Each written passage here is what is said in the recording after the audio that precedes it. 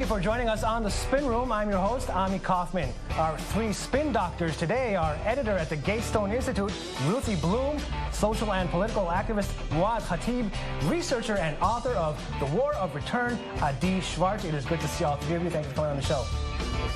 Our four topics of discussion today with our esteemed guests are: a senior Hamas official admits that 50 of the 61 Palestinians killed on Monday near the security fence between Gaza and Israel were members of Hamas. We'll then discuss how Israeli-Turkish ties are spiraling out of control. Afterwards, we'll discuss the reaction in the Arab society inside Israel to the latest events. And time willing, we'll end with yet another embassy opening late today in Jerusalem, just 48 hours after the historic relocation of the American mission, this time Guatemala. Okay, our first topic is the situation in Gaza and its border with Israel after the violent events on Monday, resulting in the deaths of 61 Palestinians. Reports have surfaced that Hamas has sent a message to Israel offering to limit the number of protesters at the Gaza border in return for Israel easing off its airstrikes on Hamas positions in the Strip.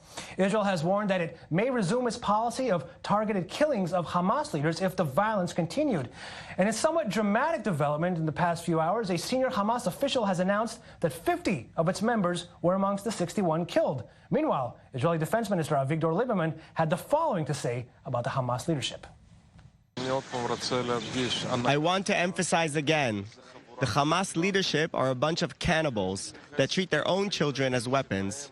There are rocket weapons, personal weapons, and there is another type of weapon, which is children or women.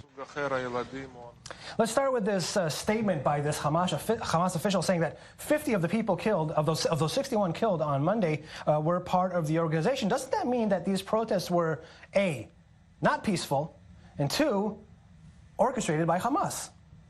Mouad. Well, this is actually the first time I hear about that, but let's assume, for the sake of argument, that they are indeed affiliated with Hamas. At the end, they are unarmed people that were shot at and killed by the Israeli soldiers. So whether they are affiliated with Hamas or not, they didn't carry any arms. Not even a single bullet was fired from the Palestinian side to the Israeli side, and yet more than 60 people were killed, including children. So are those children affiliated with Hamas as well? The answer is definitely not. Ruthi. First of all, those children were brought there by their parents, and Hamas sent them there, and Iran sent Hamas there. So to say that children were killed and all that, they shouldn't have been there in the first place. So that is justified to kill them? When you have a violent assault, you say it wasn't violent. It actually was violent. They had lots of weapons. Did the children have weapons? No, the children didn't have weapons. The children were the weapons. Why were they killed by the Israeli soldiers? They were brought there to be killed so that Hamas could say that Israel kills children. Okay, let's move to Adi. Let's see you weigh in. Yeah, I think that it doesn't really matter if it's Hamas or Fatah. I think we have to look at the bigger picture. It's not a coincidence that these events are March of Return. It's not about the closure, it's not about independence or statehood, it's about the return. And we have to remember that the main goal of these people is to cross the border and to regain what they perceive as their ancestral land, which is the whole of the land from the river to the sea. Well, they weren't when they were going to cross the border, if they succeeded, they weren't exactly going to, they weren't coming with suitcases and going, to go to their homes in Ashkelon in the south of the country. It was a protest right there, wasn't it? Well, we tend to minimize and we think that what's obvious to us is obviously obvious for them. But yes, this is the most fundamental ethos and narrative of the Palestinians. They lost the war in 1948, but they didn't give up their claim for the land. And they still see the state of Israel as an unjustified, as a colonial project that they will never agree to. The Israeli daily Israel Hayom reported today that Ismail Haniyeh, the leader of Hamas, was brought to Egypt to be reprimanded there and humiliated. He was even screamed at, according just to Israel Hayom. What do you make of this development? Could this be the reason of this announcement by this Hamas official to show that Hamas trying to show, basically, that it was not sending civilians, it was sending its own people, Ruthi? Yes, for sure, if he's acknowledging that 50 members of those 60 were Hamas members, it certainly wasn't to appease the international media that have been screaming that all these poor civilians are being killed. If so, what he was doing is saying, no, actually, they were soldiers, not civilians. And Hamas keeps talking out of two sides of its mouth during this whole thing. What exactly was Israel supposed to do to stop thousands of people at the fence from crossing over. Isn't that exactly what any sovereign country would do if there were thousands of people trying to cross over? Okay, let me please first relate to what he said. Okay, indeed they were protesting, but they didn't only demand the right of return. We are talking about people of Gaza who live in a large prison. They live in a ghetto, in a concentration camp where people die of hunger, of shortage of medicine, of shortage of food. 90% of the water in Gaza is undrinkable. 50% unemployment. 50. And now to the question about the crossing. I'm coming to that. Only 4 hours of electricity a day. Can you imagine living with that? Okay. So they did indeed want to return. But at the point where they tried indeed to cross the border, was the solution to shoot, to kill? I mean, we've seen footage by the Israeli soldiers showing them killing people who were at a distance from them, and they were crying jubilantly after they killed each and every one of them. You can react to that. You could, sorry, just go ahead, quickly. So you could neutralize them by shooting them in the legs. Why killing by shooting in the head? There's a question. Why not shoot in the legs? Why not use water cannons or more tear gas? You know, in the West Bank, I've seen riots dispersed without necessarily using live ammunition, suddenly rubber bullets. Why is it like this, Adi? Well, my expertise is not military, but I would like to answer to your question because you're right. It's a very good question. The situation in Gaza is obviously not great, but the question you have to ask yourself is why. By now, the Gaza Strip has received billions of dollars of aid, and the question is, why is it that the population of Gaza chooses to put its money into tunnels into Israel and not to build their schools, their homes, etc.? And the answer is that the international community has maintained for 70 years the status of refugees in the Gaza Strip unjustifiably, and these people think that their situation is temporary. What does it mean to have today refugees in Gaza? Where are they going to return? They want to return to Ashkelon and Ashdod. But I want you and Ruthi to answer basically the question that I asked you about how to stop people from crossing the border. Is live ammunition the only way? If I were a Palestinian, I would certainly want Israel to use live ammunition on all my leaders and on all of Hamas members, because those people, the way you That's not what I asked, though. I asked about the people at the fence. But the people on the fence, the whole purpose of this was to use civilians to try to break through the fence, and then terrorists would go through the fence once it was broken through. But wasn't there any other way to stop them from doing that? Thwarted a whole group of us, a terrorist cell that was about to do that. Why not shoot them in the legs? Why kill them? Actually, why a disabled guy was killed, although he was about a kilometer far from the soldiers? He was killed. He was shot in the head. He's disabled. He can't even cross. Why was he killed? The truth is that I wasn't there, and therefore I don't know what kind of situation it is. It's a very menacing. It's a menacing situation when you are being stormed by thousands of people. I want to show you something that was written today by Amos Harel, the military pundit analyst, I say, in Haaretz, Israel's left-wing broadsheet. Like with a push of a button and certainly on orders from on high, almost all of the weapons fired on border with the Gaza Strip was halted on Tuesday, the day after that we're talking about. It was a lot more calm. He's saying the violence was substantially curbed as a matter of decision. That Hamas made a decision to lower the flames. Could one say, I'll ask all of you, that Israel actually, in a way, succeeded in getting its message across, that this is, you know, it's not worth it? By killing people. Yes, and that's what I'm saying, basically. That's what I'm saying. Which is ironic. I mean, is that the type of solution you want? To stop protests by killing people? Answer that, yeah. Yes, because actually those people were killed by Hamas. But that's the point. The point is that you need to use... If Arabs inside Israel protest and assert their right to protest, and they don't agree to go home, and then the solution is to kill them? That's different. That's completely different. They were protesting. 20 seconds before we go for a break. Quickly. In my view, the whole situation is absurd. That's not a fence, it's an international border. And when 40,000 people... If it was an international border, wouldn't Gaza be a real state? That doesn't matter what's the status. It's not a fence. It's not a state. Because there is no other state on earth that would accept that 40,000 people, even if they were naked, would come and try to cross the border. That's impossible. Okay, but is it right to say that it is an international border when it's not really a state recognized by the international community? I don't know any other country that would allow that. That's absurd. Okay. We have to go for a commercial break. We'll be right back with Adi Schwartz, mouad.khateb, and Ruthi Blum. Don't go away.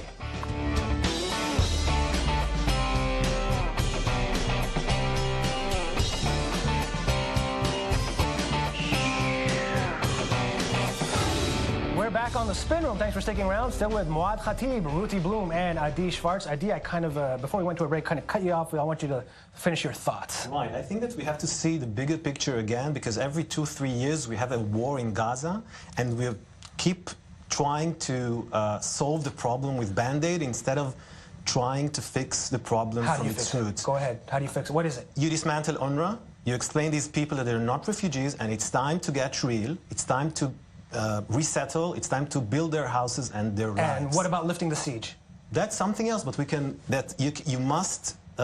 Every action of building a port or reconstructing Gaza should be conditioned on stopping refugee status. They're not refugees. Really quickly. Also, you use the word siege. Yes. Excuse me.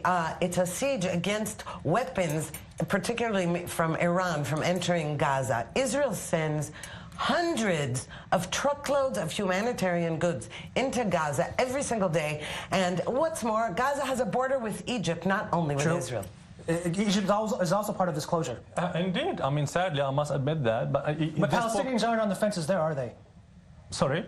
Palestinians aren't writing on the fences of Egypt. Yeah, because who is imposing siege upon them is Israel, not Egypt. But you just said that Egypt was also as well imposing the siege. Yeah, but the occupying power in their eyes, the country that invaded their lands and confiscated their territories is Israel, not Egypt.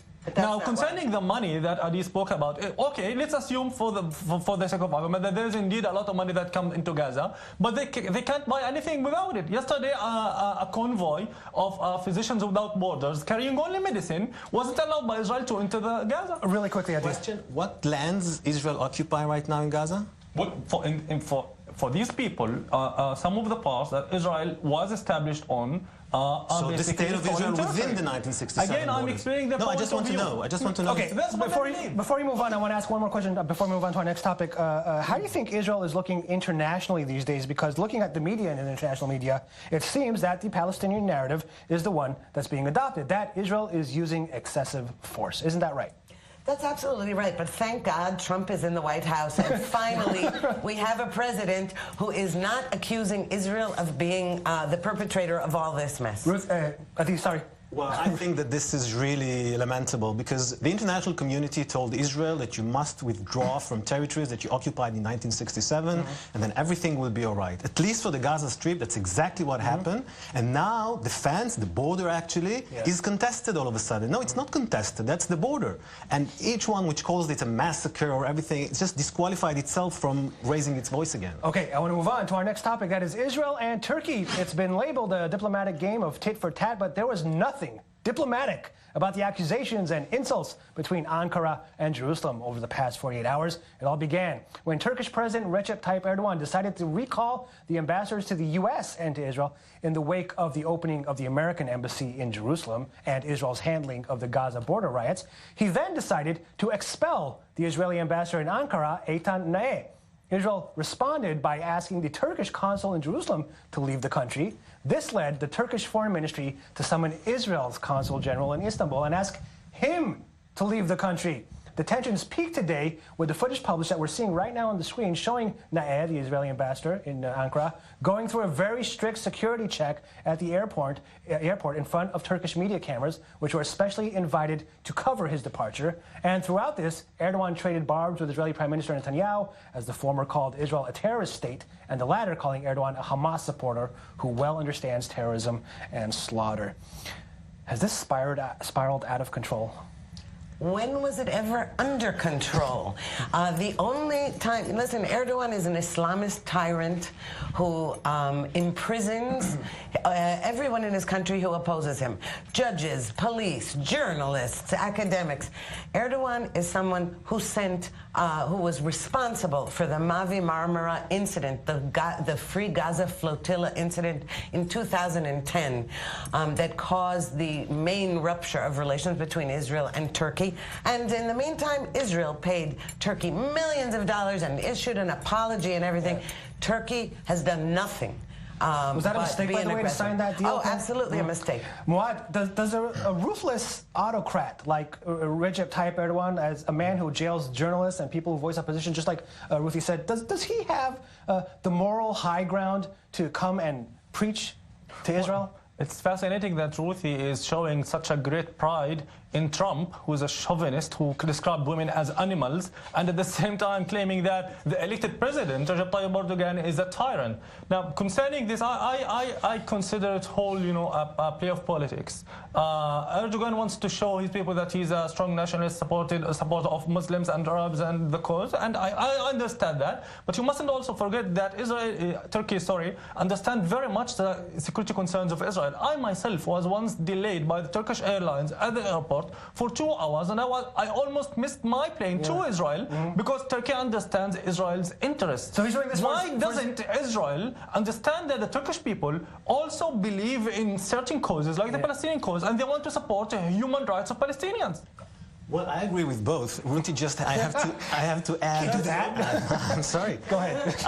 Ruthi, you just forgot to mention that he has some Kurdish blood on his hands, Syrian blood on his hands because he's involved in the war. That's one. By the way, Adi, to be fair, these humiliation techniques aren't solely Turkish. We've seen here in Israel, the deputy foreign minister in the past do some humiliating himself to the Turkish ambassador. Remember putting him on a lower chair? Yes. When we are talking about the record of human rights and how do you treat other people while fighting them, then participating in the Syrian civil war and bombing Kurdish villages is in a very different it's a different level. In a different level. But I agree with Mouad that it's politics. I think personally that Erdogan is a clown and he just needs, he's like a child who needs attention. And he's doing it for his base. I think that's kind of what Mouad was saying. For I agree. To make points with Muslim countries, right? Not only that. I mean, the guy is an intelligent person and he wants to show his own positions as a world leader. But you do agree he's a ruthless autocrat. He's no, an I didn't say that. You don't agree he's an autocrat? No, I mean, Turkey doesn't have records and reports filed against it by Amnesty. It's a like democracy? Israel. It's a democracy? Like Israel. It used to be a democracy. Erdogan turned it into a non-democracy. What's more, do you realize that Erdogan imprisons people who even say that there was an Armenian genocide in Turkey?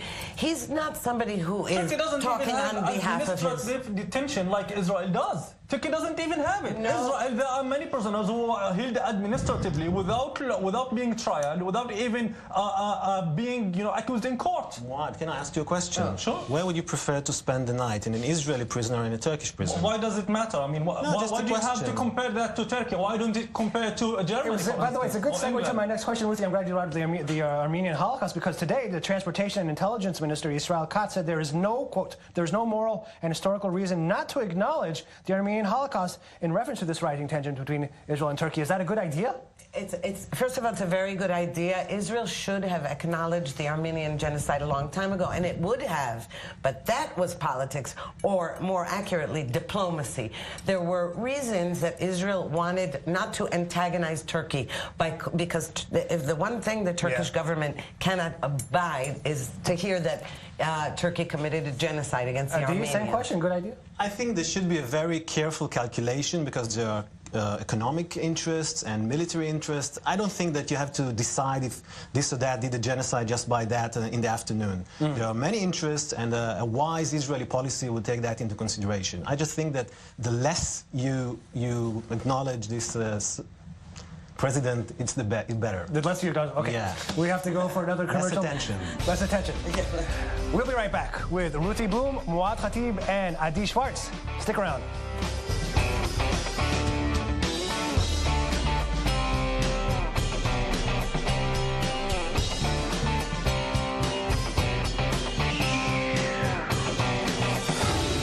Back on the Spin Room with Ruthi Blum, Mouad.khateb, and Adi Schwartz, and we're moving on to our next topic. The violence in Gaza is also reverberating inside Israel. Arab Israelis held a general strike today to protest Monday's violence, where 61 Palestinians were killed on the Gaza border. Arab Israeli businesses and public schools went on strike, which was called by the Higher Arab Monitoring Committee in Israel. What is this strike hoping to achieve, Mouad? Well, first of all, it's a sign of sympathy with our fellow Palestinian people who live in Gaza. Simply, people were killed, were massacred in cold blood, and it is our humanitarian obligation to show sympathy with them, exactly the same way that we show sympathy with Jews who were killed by the Nazi regime. Ruthi, do you think these events in Gaza will deepen the divide between Arabs here in Israel and the Jews living in Israel as well? Again, when there's a divide that has been deep all along, it's not going to deepen anymore. It's already deep. Not all Arab Israelis, such high death tolls. Not all Arab Israeli citizens have expressed solidarity with Palestinians, and certainly not with terrorists.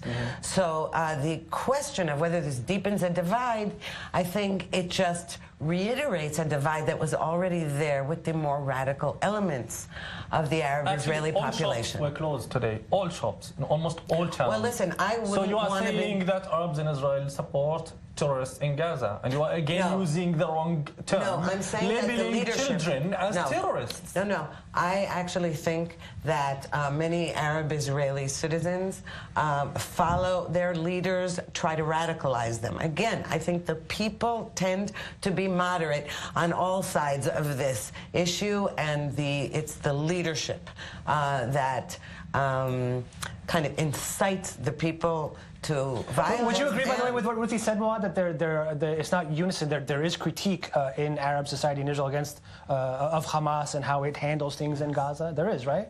Well, okay. The thing is not what their position on Hamas is, but what their position on killing innocent people is. Okay. Their position is clear. We are against killing innocent people everywhere. In Gaza, inside Israel, in Syria. Are you against killing people in Syria? Yeah, of course you are.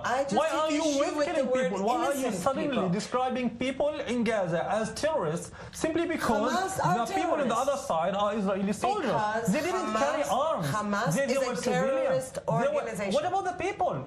You can't say Hamas sent those people there to get killed. Okay, wait. Not correct. Even if they did, does that give him legitimacy to kill them? Well, if they're committing an act of aggression. What kind of aggression? War. They are just assembling at the border. Is that aggression? That's a question that I've asked a few times, and I'll ask you as well. Are these people on the fence? It's a really simple question. 2 words. Are they rioters or protesters? Yes, they're rioters, and they sent Molotov cocktails and kites.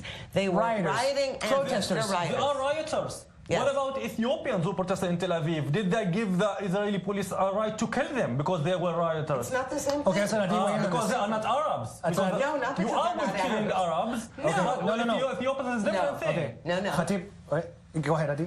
There is no border. The issue of running to a border and trying to cross it is obvious, is simple. Everybody in all the world would be shot simply. When 40,000 people run to the border, that's not rioters, that's terrorists, that's even more than that. That's all those 40,000 people are terrorists? If they try to cross all those 40,000 people are terrorists? If they try to cross the border, they are fighters. And no other country would allow a fighter to cross the border, period. Why don't you compare to Hungary when Syrian refugees tried to cross the borders? How many of them were killed? None. Listen. Answer to that, please. Why don't you comment on that? When 40,000 people run to the border and try to cross That's exactly what happened. In fact, it was more than hundreds of thousands. They were not trying to infiltrate. This was an enemy act. No. That's exactly what they were fleeing. They crossed the borders without permission. Exactly like people in Gaza. Why weren't they shot and killed? I would like to know, why don't you ask that question? I don't understand why you're defending terrorists who kill Arabs. Again, you're describing them as terrorists. I mean, children, 14 and 15 years old. Come on. Again, I think that this whole discussion is absurd, because we have here a population of 2 million people who do not recognize the right of Israel to exist. They don't want any Jews. As Mouad just said, they think that the whole of the state of Israel is occupied. So what the discussion? First, let them recognize my right to stay here and be free in my country, and then we can discuss other things. Are you somewhat surprised, Mouad, that the protests here inside Israel, Palestinians in Israel, weren't more harsh or more, even sometimes it's been violent in the past?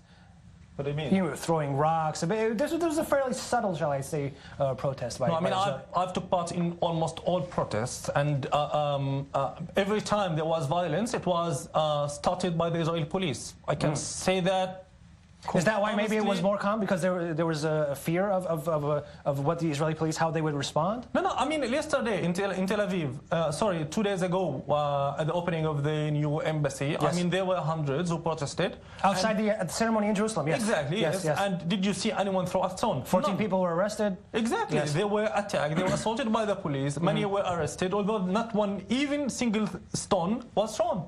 Did you want to? I thought you wanted to react to that, Ruthi.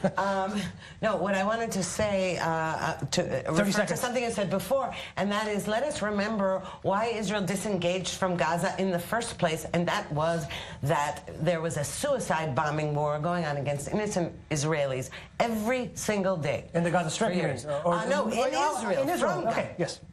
10 seconds, 15 seconds, go ahead. Well, as just Mouad said, the problem is the concept of the Palestinians, that the whole of the land is theirs. It's not about freedom for Palestinians, it's actually about the right of the Jews to self-determination in their country, not the other way around. Okay, we have to go for a commercial break. We'll be right back with mouad.khateb, Adi Schwartz, and Ruthi Blum. Stick around.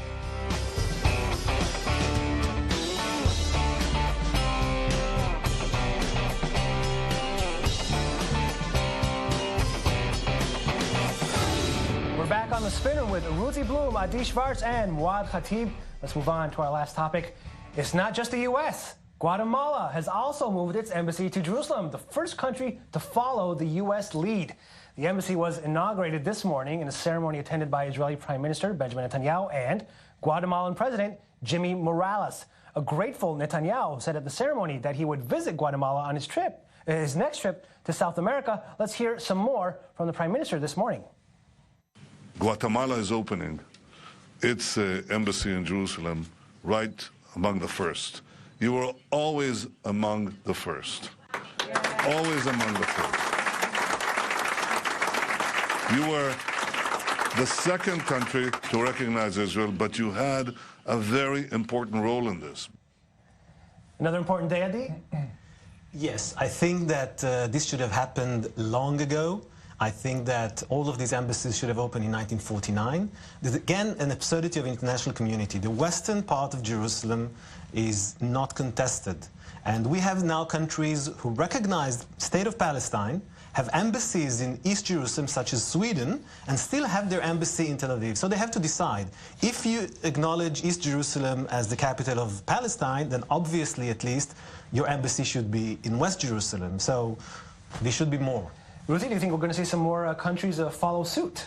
Yes, I do, because I think that people are encouraged and emboldened when the President of the United States takes a really tough stance. What about some major countries, not just Guatemala, like Western European powers or Asian powers? Not those European countries that spend all their time delegitimizing Israel. that won't happen. Spend time condemning Israel at the United Nations, for example. I think it's a really good question, because the question is, what's their policy? Do they want to enhance the chances of peace? And if they want to enhance the chance of peace... Are you talking about the Western European countries? Yes, exactly. But the UK, France, etc. Then obviously Western Jerusalem is not contested. So what's the message? By not moving their embassy to Western Jerusalem, they're saying to Israelis that even West Jerusalem is contested. Well, speaking of messages that are being put out there, the Palestinians today called back their representatives from countries who participated in that dedication ceremony of the new U.S. embassy in Jerusalem. We're talking about Czech Republic, Hungary, Romania, and others. This pace, they won't have many friends left soon, will they? Well, concerning that, I mean, let's first talk about Guatemala, which is probably the second time in my life that I hear such a name. I don't even know where it falls on the map. And Israel is celebrating so greatly, I mean, that Guatemala recognized it or moved its embassy to Jerusalem. What you must seek is the support of, as you just said, the major powers in the world. And those major powers, contrary to what Adi have said, there was a vote in the United Nations Security Council, 14-1 countries voted against or actually supported a resolution condemning this move by the United States. That's the international community. Let's talk about that U.S. dedication ceremony. There were some pretty controversial figures there, like Pastor Robert Jeffries, who said that religions like Mormonism, Islam, Hinduism, and Judaism not only lead people away from God, they lead people to an eternity of separation from God in hell. He's also said that Jews can't be saved. Mitt Romney and former U.S. Ambassador to Israel Daniel Shapiro said that, specifically Daniel Shapiro said that Israelis should feel embarrassed that this man was at this ceremony. Israelis should be embarrassed? I don't know. I mean, I don't know if he would have been my choice, but the fact is he's been extremely pro-Israel from a political standpoint all along. But if he said either anti-Semitic things or racial things against other religions, is that a person that... Look, I'm not sure his quotes aren't being taken out of context, because actually what I read is that he did say that Mormonism isn't genuine Christianity, and many Christians that's think besides what I just said. About what he said about the Jews, it's debatable. Jews and can't be saved. I don't know if he actually said it that way, but what I know is my Christian friends have said the following. They said, listen, right now we have to worry about supporting Israel. Those who talk about the end of days, listen, we don't even know what's happening next week, and you're worried about the end of days. I don't think we should worry about that. It was a very religious ceremony, wasn't it, Adi? Yeah, in comparison to other ceremonies that we know. The Americans were the organizers. I'm usually not really, I'm not giving such attention to religious figures, pastors, rabbis, etc. So for me, more important was the ceremony itself and less the speeches. Okay, let's wrap it up in the 3 minutes that we have left. You know, the embassy has moved. There are no negotiations right now. There's no peace process, as Ruthi has like to tell me all the time. And nothing happening soon. It looks like the Trump peace plan isn't going to come out anytime soon. Mahmoud Abbas had some anti-Semitic remarks that he said in the last couple of weeks, and now I'm sure that no Israeli leader will ever want to talk to him until he leaves the stage. Where does this leave us, Mouad? Yeah, I wanted to comment on that. I mean, let's present facts on the ground. According to international law, this move is completely illegal, because the status of Jerusalem is to be determined by the final status negotiations. By this move, Israel and the United States made it clear that they are not interested in any peace talks or any solution. Okay, and where do you see where it's going next? Now, actually, based on this, things are going to get worse if U.S. and Trump, I mean the Trump means administration, what? More violence? Apparently so, because they are refusing to give people their rights, Palestinians specifically. Actually, appeasement leads to more violence, not being firm. We see that again and again and again. And the fact is that when there is a firm president in the White House and not an appeaser of Iran or Hamas or Turkey, when you have appeasement, you have war. When you defeat your enemies, then you have a chance for peace. I'm actually quite optimistic. Why? Because of the way Trump is handling things? Perhaps, but it's not a coincidence that the peace process has failed. The peace process currently is built on a lie. And now, perhaps, we are starting to say the truth. The truth is that the Palestinian side refuses to acknowledge Israel's right to exist. But if nothing happens, doesn't it inevitably lead to a one-state outcome? No. What does it lead to? What could it lead to? I don't think nothing leads... Wait a second. Nothing leads to a one-state solution. Outcome, not solution. Outcome or whatever. But I think that when the Palestinians will get a very clear message, which they didn't get until now, that their intransigence will have price, then perhaps they will change the way. 20 seconds, Mouad, you wanted to react quickly? I mean, Ruthi here used to live in an illegal settlement, and she comes here to defend, in my opinion, a racist system that is preventing Palestinians from taking the rights and depriving them of the lands, continuing to build illegal settlements. Really quickly. I can just say one thing, that illegal settlement, which is called Haradar, that I used to live in, is everybody in it is a left-wing Israeli who votes for the peace process. That is all the time we have, guys. Thanks to our panelists, Mouad, Khateb, Adi Schwartz, and Ruthi Blum. Thank you very much. It's been a pleasure.